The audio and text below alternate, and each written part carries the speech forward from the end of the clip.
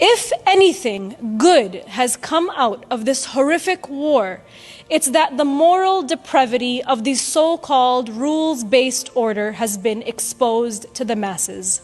The mask has fallen from the neoliberal class. For far too long, liberal Western politicians have tried to convince us that they live by the standards of human rights, democracy, and freedom of speech.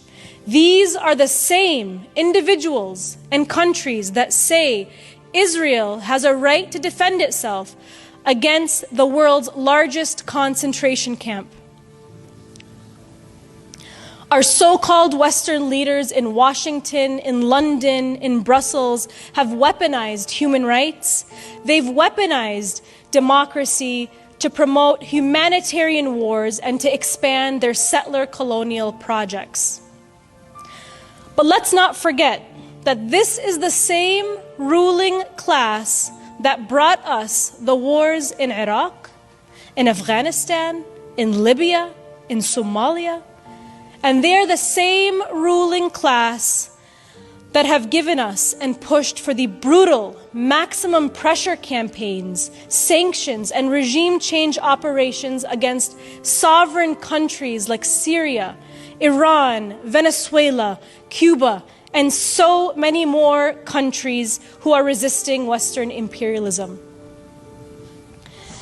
Israel's war in Gaza is just an outward and blatant expression and representation of what the neoliberal class represent. A bloodthirst for war that fuels the military-industrial complex.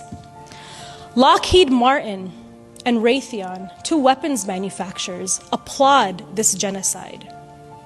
Think tanks that are funded by these weapon manufacturers draft the war policies and hand them to our politicians to make these wars inevitable. We see dead children. They see their stock prices go up. But it's clear, no matter how many millions of dollars that they spend to manufacture consent for their wars and support for Israeli apartheid, Palestinians have won the hearts and minds of humanity.